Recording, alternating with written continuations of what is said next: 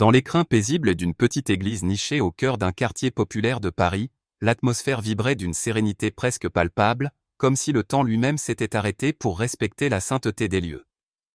Les rayons du soleil, filtrés par les vitraux multicolores, dansaient sur les bancs de bois usés, projetant des éclats de lumière rouge, bleu et or sur les visages des fidèles rassemblés. La messe dominicale venait de s'achever, et les dernières notes d'un cantique s'évanouissaient doucement sous la haute voûte de la nef, laissant place à un silence empreint de recueillement. Au centre de cette scène, le père Pierre Dubois, un prêtre d'origine africaine récemment nommé, se tenait près de l'autel, sa silhouette imposante drapée dans des vêtements liturgiques d'un blanc éclatant. Sa voix, grave et mélodieuse, achevait une prière finale, chaque mot prononcé avec une conviction qui semblait tisser un lien invisible entre les âmes présentes, unissant les cœurs dans une communion silencieuse. Pierre exsudait une autorité naturelle, non pas celle qui intimide, mais celle qui inspire confiance, un phare de calme dans un monde souvent fracturé par les tensions. Alors que les fidèles commençaient à quitter leurs bancs, échangeant des sourires chaleureux et des murmures amicaux, Pierre descendit de la chaire, offrant des poignées de main sincères et des regards bienveillants à ceux qui s'attardaient. Sophie, une jeune femme au regard vif, ajustait son foulard de soie tout en discutant avec Claire, une mère célibataire qui serrait la main de son fils, Louis, un garçon de 8 ans aux yeux curieux et brillants. À quelques pas, Antoine, un homme d'âge mûr connu dans le quartier pour son franc-parler et son tempérament passionné, plaisantait avec un autre paroissien, son rire résonnant doucement dans l'espace sacré. C'était un tableau d'harmonie, un instant fugace où la communauté semblait unie par une foi simple et partagée, un refuge contre les tumultes du monde extérieur. Mais cette paix fragile fut soudain brisée par le bruit sec et rythmé de pas lourds sur le carrelage ancien de l'église. Jacques Moreau, un officier de police au physique robuste, fit irruption dans le sanctuaire, son uniforme bleu marine contrastant brutalement avec la douceur des lieux. Ses lunettes de soleil réfléchissantes masquaient ses yeux, mais sa mâchoire crispée et sa posture rigide trahissaient une intention loin d'être amicale. Il ne venait pas pour prier, cela était évident à la manière dont ses bottes claquaient sur le sol, chaque pas résonnant comme un défi. Les fidèles se figèrent, leur conversation s'éteignant comme une chandelle soufflée par un vent brusque. Pierre, toujours près de l'autel, tourna lentement la tête, son regard calme rencontrant la silhouette imposante de l'officier. « Père Dubois » lança Jacques d'une voix tranchante, dénuée de toute courtoisie, son ton résonnant comme une accusation dans l'espace sacré. Pierre, imperturbable, répondit avec une politesse mesurée. « Oui, officier. En quoi puis-je vous aider ?» Sa voix, profonde et posée, semblait absorber la tension qui s'installait, comme une ancre stabilisant un bateau dans la tempête. Jacques croisa les bras, son badge scintillant sous la lumière des vitraux, et déclara. « Nous avons reçu des signalements d'activités suspectes dans cette église. Des réunions tardives, des individus douteux. Vous savez quelque chose à ce sujet ?»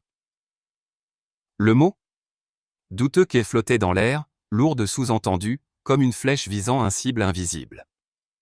Pierre haussa légèrement un sourcil, son sourire discret masquant une pointe d'ironie. « Des activités suspectes ? Pourriez-vous préciser, officier ? Cette église est un lieu de culte, ouvert à tous ceux qui cherchent la paix et la rédemption. » Sophie, qui observait la scène depuis un banc proche, sortit discrètement son téléphone et commença à filmer, ses doigts agiles manipulant l'appareil avec une détermination silencieuse, comme si elle pressentait que cet échange allait prendre une tournure dramatique. Claire, à ses côtés, resserra son étreinte sur la main de Louis, son regard oscillant entre l'inquiétude et la méfiance.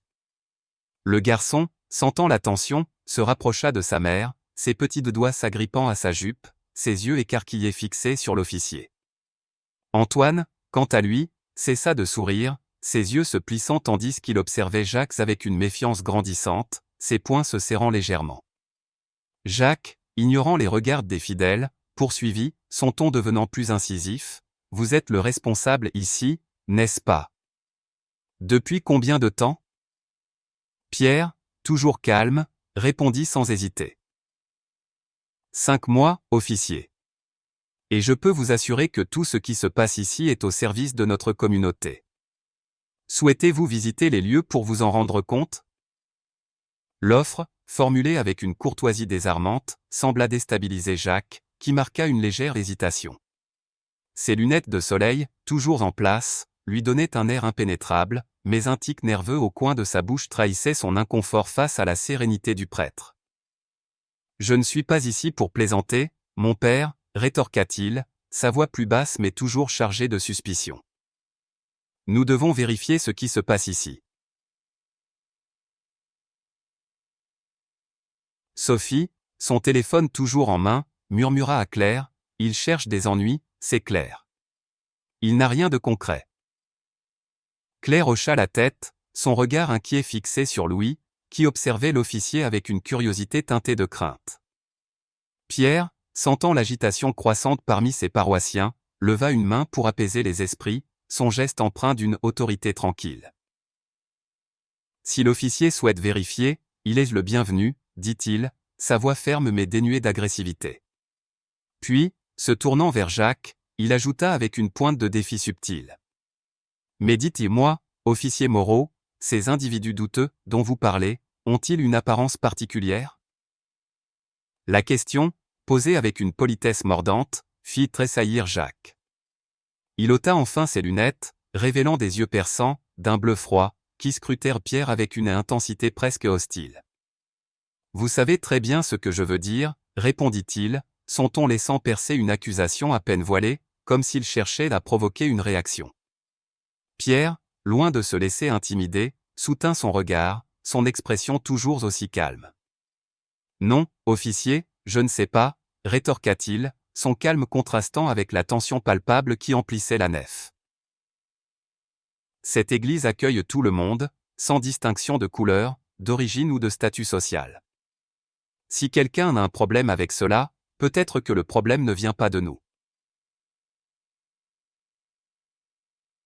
Un murmure parcourut la foule, un mélange de soutien et d'indignation contenue, comme une vague discrète mais puissante.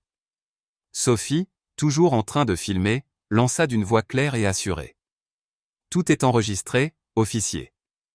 Faites attention à ce que vous dites et faites. » Jacques se tourna vers elle, son visage se crispant d'agacement.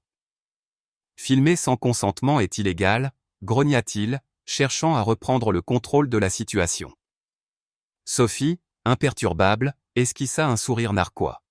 « Pas dans un lieu public, officier, et vous le savez parfaitement. » La tension monta d'un cran, l'air semblant s'alourdir dans la nef, comme si l'église elle-même retenait son souffle. Claire serra Louis contre elle, murmurant à son oreille. « Tout va bien, mon chéri, reste près de moi. » Louis, les yeux écarquillés, hocha la tête, mais son petit corps restait tendu, ses doigts serrant la main de sa mère. Antoine, incapable de se taire plus longtemps, s'avança d'un pas, sa voix résonnant dans l'église comme un défi. « C'est une honte » s'exclama-t-il, ses mots claquant dans l'air. « Venir ici, dans une église, pour harceler un prêtre devant sa communauté. Vous devriez avoir honte. » Pierre leva à nouveau la main, son geste apaisant mais ferme, comme un chef d'orchestre calmant une symphonie agitée. « Antoine, s'il vous plaît, dit-il doucement, avant de se tourner vers Jacques. Officier, si vous avez une accusation précise, formulez-la clairement. Sinon, je vous invite à explorer l'église. Vous verrez ce que nous faisons ici, et peut-être comprendrez-vous mieux. » Jacques, déstabilisé par la sérénité de Pierre et les regards accusateurs des fidèles, hocha la tête, son expression toujours crispée, comme s'il luttait pour maintenir son autorité. « Très bien, dit-il, son ton sec et tranchant. Montrez-moi ce qui se passe dans l'arrière-salle. Je veux voir ce que vous cachez. » Les paroissiens retinrent leur souffle, un silence pesant s'installant dans l'église, comme si le temps lui-même s'était figé. Sophie continua de filmer, son regard défiant fixé sur l'officier, son téléphone capturant chaque instant de cette confrontation inattendue. Claire murmura à Louis, « Reste calme, tout va bien. » Louis, ses yeux toujours fixés sur Jacques, hocha la tête, mais son petit corps tremblait légèrement. Antoine croisa les bras, marmonnant à voix basse, « Il va regretter d'être venu ici, je vous le dis. » Pierre, toujours maître de lui, fit un signe vers le couloir sombre qui menait aux pièces annexes de l'église, son mouvement empreint d'une assurance tranquille. Suivez-moi, officier, dit-il, sa voix calme mais empreinte d'une détermination inébranlable. Mais soyez prêt à trouver quelque chose de bien différent de ce que vous imaginez. Alors que Jacques s'engageait dans le couloir, ses pas résonnant comme un écho de sa détermination, les fidèles échangèrent des regards, certains empreints d'inquiétude, d'autres d'espoir. Sophie suivit à distance, son téléphone toujours en main, prête à documenter ce qui allait suivre.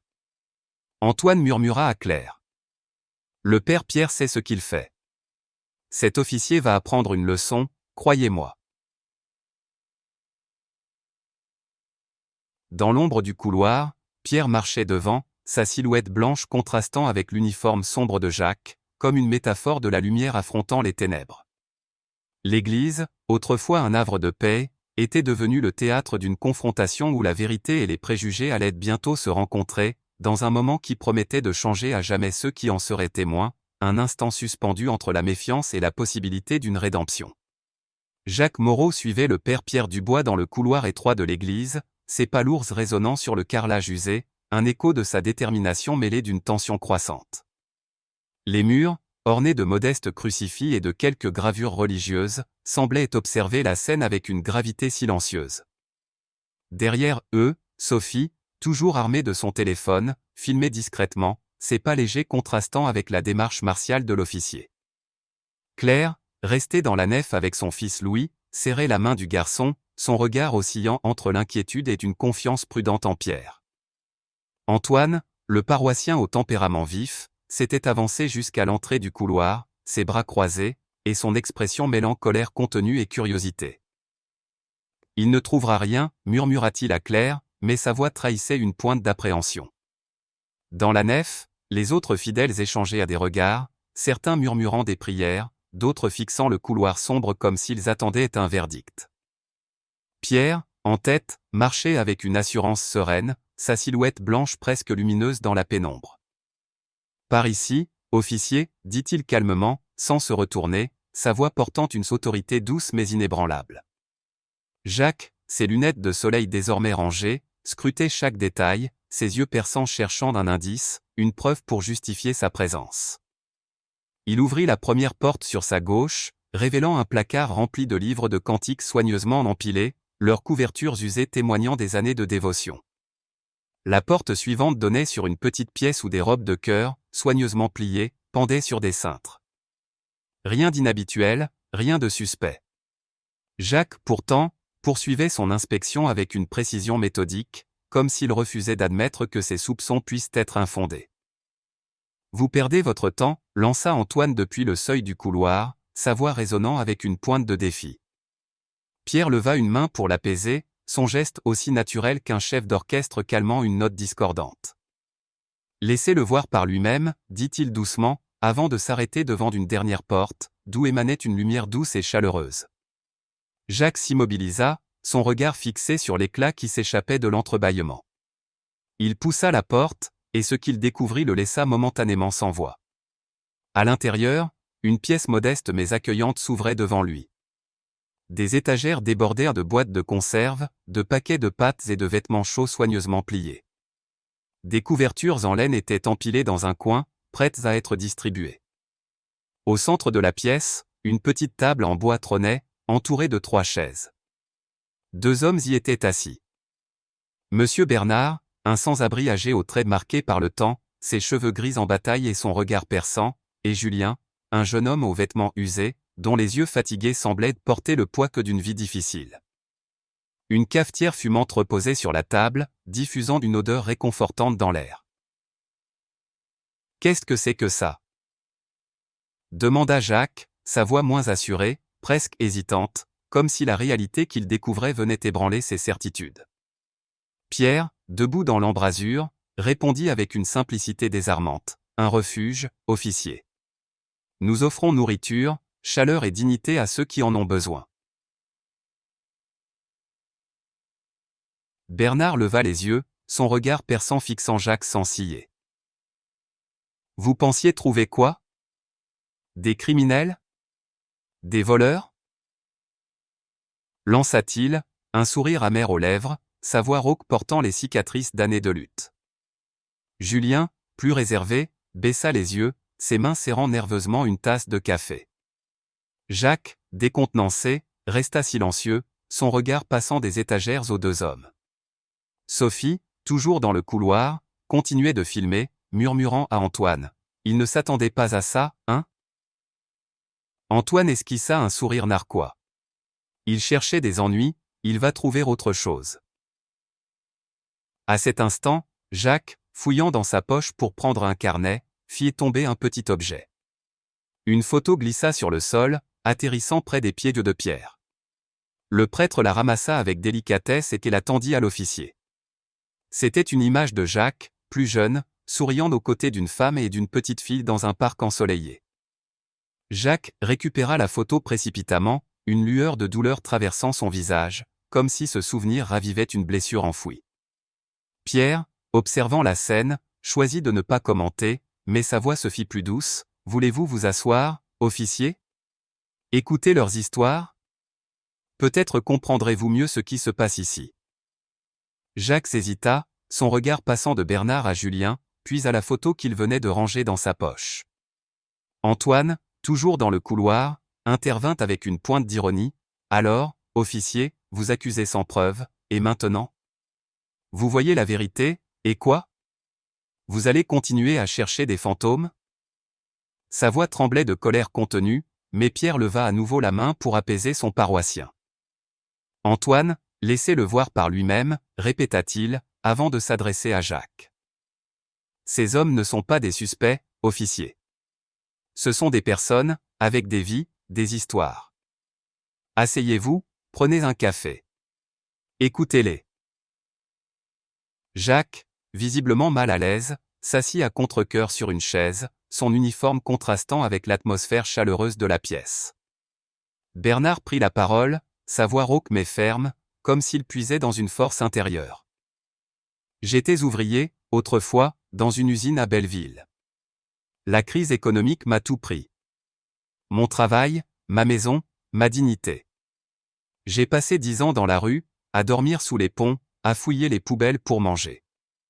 Cette église, c'est le seul endroit où on m'a traité comme un homme, pas comme un déchet. » Julien, encouragé par les mots de Bernard, releva timidement les yeux. « J'ai grandi en foyer, murmura-t-il, sa voix à peine audible. À 18 ans, on m'a mis dehors. Pas de famille, pas d'argent, rien. J'ai essayé de m'en sortir, mais la vie, elle est plus dure qu'on ne le pense. Ici, on m'a donné une chance de respirer, de me sentir humain. » Jacques écoutait, son expression s'adoucissant peu à peu, comme si les mots des deux hommes perçaient une armure qu'il avait portée trop longtemps. La photo dans sa poche semblait peser plus lourd, un rappel muet de quelque chose qu'il avait perdu. Sophie, toujours dans le couloir, cessa de filmer un instant, murmurant à Antoine. « Il commence à comprendre, non? » Antoine haussa les épaules, sceptique. « On verra s'il change vraiment. Les paroles, c'est facile. Les actes, c'est autre chose. » Dans la pièce, Pierre posa une tasse de café fumante devant Jacques, son geste simple mais chargé de sens. « Officier, vous êtes entré ici avec des préjugés, dit-il, sa voix calme mais ferme. Mais maintenant, vous voyez. Ces hommes, Bernard et Julien, ne sont pas des menaces. Ce sont des êtres humains, comme vous, comme moi. » Jacques, toujours silencieux, fixait la tasse, ses doigts hésitants à la saisir. Bernard, sentant son trouble, ajouta avec une pointe de défi. « Vous savez ce que c'est, officier, de ne pas savoir si vous mangerez demain? De sentir le froid vous ronger les os? » Jacques baissa les yeux, un éclair de honte traversant son visage. « Non, » murmura-t-il, sa voix presque inaudible. « Je ne sais pas. » Julien, plus audacieux maintenant, poursuivit. « Cette église, c'est plus qu'un bâtiment. C'est un endroit où on nous voit, où on nous écoute. Vous venez ici avec vos soupçons, mais qu'est-ce que vous cherchez vraiment? » La question, directe et crue, sembla frapper Jacques comme un coup. Il releva les yeux, son regard croisant celui de Pierre, puis celui de Bernard. Pour la première fois, il sembla voir non pas des suspects, mais des hommes, des vies marquées par la souffrance mais aussi par la résilience. Pierre, sentant un changement subtil dans l'attitude de l'officier, s'assit à son tour, ses mains jointes sur la table. « Officier Moreau, vous êtes venu ici pour protéger, n'est-ce pas » demanda-t-il doucement. « Mais protéger qui, et contre quoi ?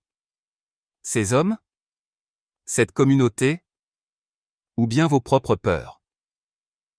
Jacques tressaillit, comme si les mots de Pierre avaient touché une corde sensible. Il ouvrit la bouche pour répondre, mais aucun son n'en sortit. À l'entrée du couloir, Sophie murmura à Antoine, « Il ne sait plus quoi dire. » Le père Pierre a renversé la situation. Antoine hocha la tête, un léger sourire aux lèvres. Peut-être qu'il y a de l'espoir pour lui, après tout. Dans la nef, Claire serra Louis contre elle, son regard fixé sur le couloir. « Tout va bien se passer, n'est-ce pas » murmura-t-elle à son fils. Louis, toujours silencieux, hocha la tête, mais ses yeux restaient rivés sur l'endroit où Pierre et Jacques avaient disparu. L'église, autrefois un havre de paix, était devenue le théâtre d'une confrontation où la vérité commençait à y émerger, fragile mais puissante, prête à défier les préjugés et à ouvrir la voie à une compréhension nouvelle, dans un moment qui promettait de marquer tous ceux qui en étaient témoins. Dans la petite pièce au fond de l'église, l'atmosphère était lourde, presque palpable, comme si l'air lui-même portait le poids des vérités qui venaient d'être révélées. Autour de la table modeste, éclairée par une lumière douce, Jacques Moreau, l'officier de police au visage marqué par une tension intérieure, fixait la tasse de café que le père Pierre Dubois avait posée devant lui. Ses mains, habituées à l'autorité d'un uniforme, hésitaient à saisir la tasse, comme si ce simple geste signifiait bien plus qu'un acte anodin. En face de lui, M. Bernard, le sans-abri aux traits burinés par des années de lutte, le regardait avec un mélange de défi et de fatigue, tandis que Julien, le jeune homme au passé difficile, serrait nerveusement ses mains autour de sa propre tasse, ses yeux oscillant entre méfiance et espoir. Pierre, assis à côté, observait la scène avec une sérénité qui semblait ancrer la pièce entière. Dans le couloir, Sophie, son téléphone désormais rangé, murmurait à Antoine, le paroissien au tempérament ardent. « Il ne sait plus où se mettre, tu crois qu'il va vraiment écouter ?» Antoine, les bras toujours croisés, haussa les épaules, son scepticisme évident. Parler, c'est facile. Agir, c'est autre chose. Dans la nef, Claire serrait son fils Louis contre elle, ses yeux fixés sur l'entrée du couloir, comme si elle attendait un signe que tout irait bien. Louis, silencieux mais attentif, observait la scène avec une curiosité d'enfant, ses petits doigts serrant la main de sa mère. L'église tout entière semblait retenir son souffle, suspendue dans un moment où la confrontation entre préjugés et vérité atteignait son apogée. Bernard brisa le silence, sa voix rauque mais empreinte d'une dignité retrouvée. « Vous savez, officier, ce que c'est de perdre tout espoir. De dormir dehors, sous la pluie, avec le froid qui vous ronge jusqu'aux os. De mendier un regard, un geste, quelque chose qui vous rappelle que vous existez encore. » Jacques baissa les yeux, ses doigts effleurant enfin la tasse de café, mais il ne la saisit pas. « Non, » murmura-t-il, sa voix à peine audible, comme s'il confessait une vérité qu'il n'avait jamais osé affronter. « Je ne sais pas. » Julien, encouragé par le ton de Bernard, releva timidement la tête. « Cette église, c'est plus qu'un bâtiment. C'est un endroit d'où on nous voit, où on nous écoute. Vous venez ici avec vos soupçons, mais qu'est-ce que vous cherchez vraiment? Des criminels? Ou juste quelqu'un est à blâmer? » La question, posée avec une sincérité désarmante, sembla frapper Jacques comme un coup. Il releva les yeux, son regard croisant celui de Pierre, puis celui de Bernard, et enfin celui de Julien. Pour la première fois, il sembla voir non pas des suspects, mais des hommes, des vies marquées par la souffrance, mais aussi par une résilience qu'il n'avait pas anticipée. Pierre, sentant un changement subtil dans l'attitude de l'officier, se pencha légèrement en avant, ses mains jointes sur la table. « Officier Moreau, vous êtes entré ici avec des préjugés, dit-il, sa voix calme mais ferme, portant la profondeur d'une foi inébranlable. Vous avez vu en moi, en Bernard, en Julien, en cette communauté, une menace, sans même chercher à comprendre. Mais maintenant, vous êtes ici, face à la vérité. Ces hommes ne sont pas des criminels.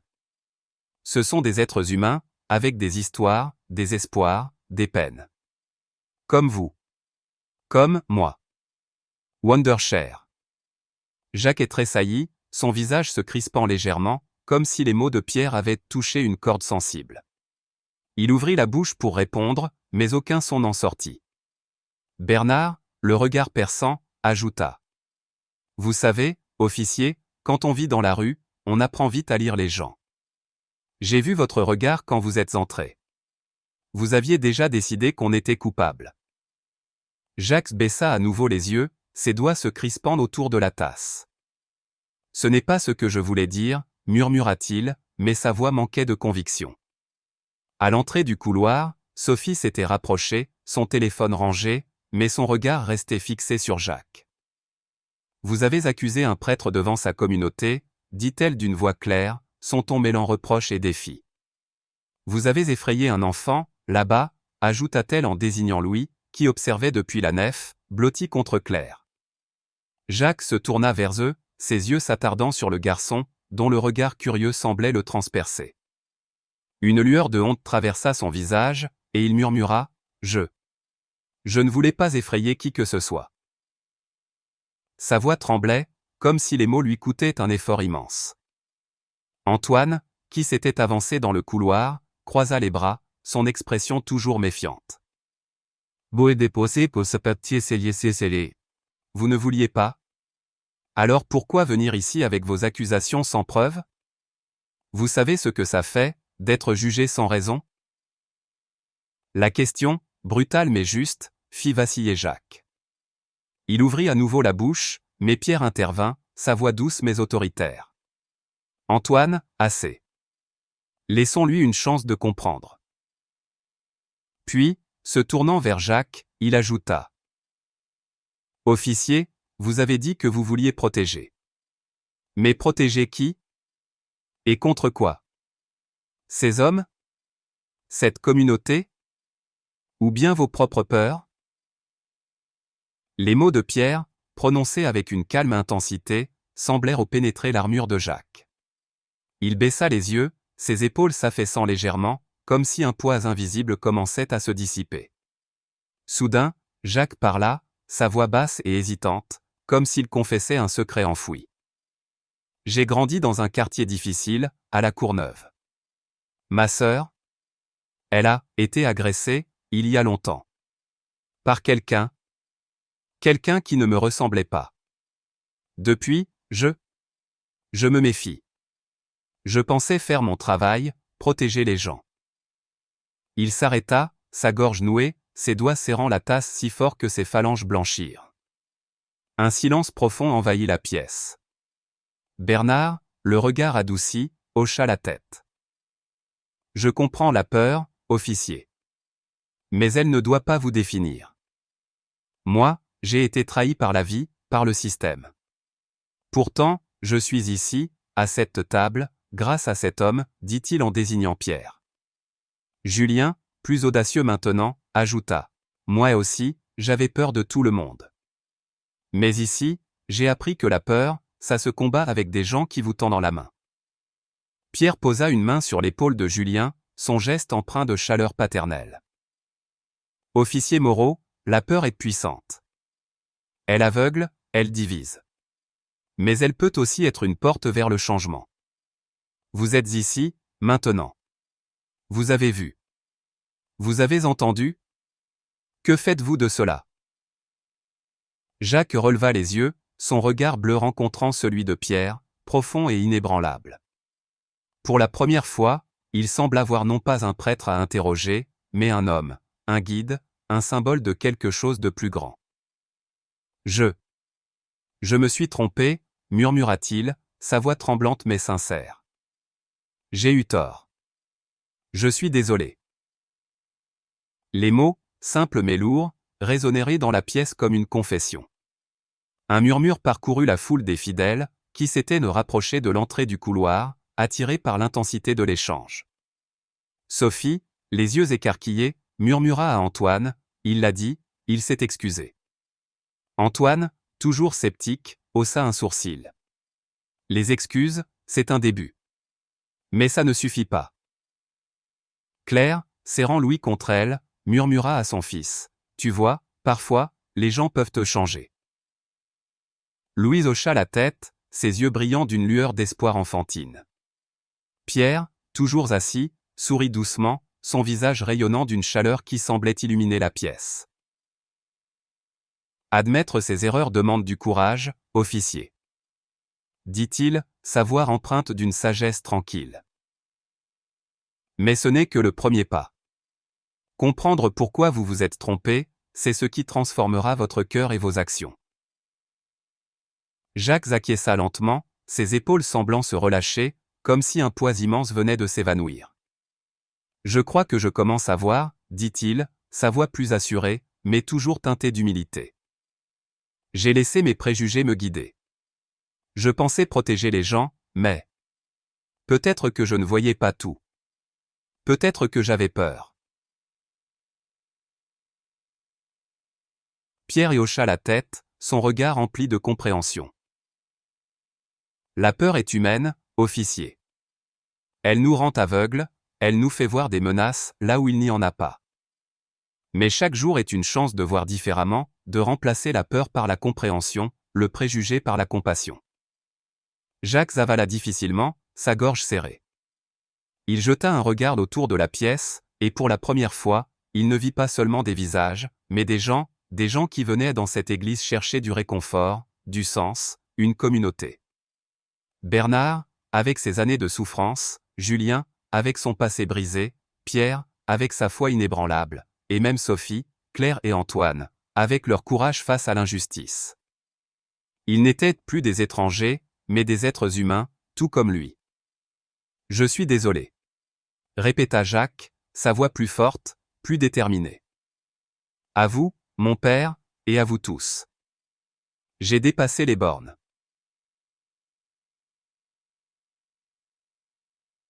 Un murmure d'approbation parcourut la foule. Sophie, émue malgré elle, hocha la tête, tandis que Claire souriait doucement, serrant Louis un peu plus fort. Antoine, toujours prudent, murmura. « C'est un bon début. » Pierre se leva, tendant la main à Jacques. « L'excuse est acceptée, officier. Mais les mots doivent être suivis d'actes. Utilisez votre position pour construire des ponts, pas des murs. Servez avec compassion, pas avec suspicion. » Jacques saisit la main de Pierre, sa poigne ferme et scellant une promesse tacite. « Je vais essayer, » dit-il, sa voix portant une détermination nouvelle. « Merci. Pour tout ceci. » Pierre sourit, son regard est rayonnant de chaleur. « Revenez, officier. Participez à nos actions caritatives. Apprenez à connaître ceux que vous avez jugés. Cette église est ouverte à tous, y compris à vous. » Jacques hocha la tête, ses yeux brillant d'une lueur nouvelle. Il se leva, son uniforme semblant moins pesant, et se dirigea vers le couloir, ses pas plus légers. Les vitraux de l'église projetaient des éclats de lumière colorés sur son chemin, comme un symbole d'espoir. Alors qu'il quittait la pièce, les fidèles éclatèrent en applaudissements doux, pas triomphants, mais empreintes d'encouragement et de foi en la possibilité du changement. Pierre se tourna vers Bernard et Julien, son sourire s'élargissant. « Vous n'êtes jamais seuls, » leur dit-il, sa voix empreinte d'une tendresse paternelle. Bernard, les yeux humides, hocha la tête, tandis que Julien murmura un « merci » à peine audible. Dans la nef, Claire embrassa Louis sur le front, murmurant « Tu vois, mon chéri, il y a toujours de l'espoir. » Sophie s'approcha d'Antoine, un sourire discret aux lèvres. « Peut-être qu'il y a du bon en lui, après tout, » dit-elle. Antoine, pour la première fois, esquissa un sourire. « Peut-être. Mais on va garder un œil sur lui. » L'église, redevenue un havre de paix, semblait briller d'une lumière nouvelle, celle de la transformation. Ce moment, né d'une confrontation tendue, était devenu un symbole de réconciliation, un rappel que même dans une société marquée par les tensions, le changement est possible. Dans une France où les divisions sociales persistent, cette histoire, tissée de courage, de compassion et de vérité, résonne comme un appel à l'action.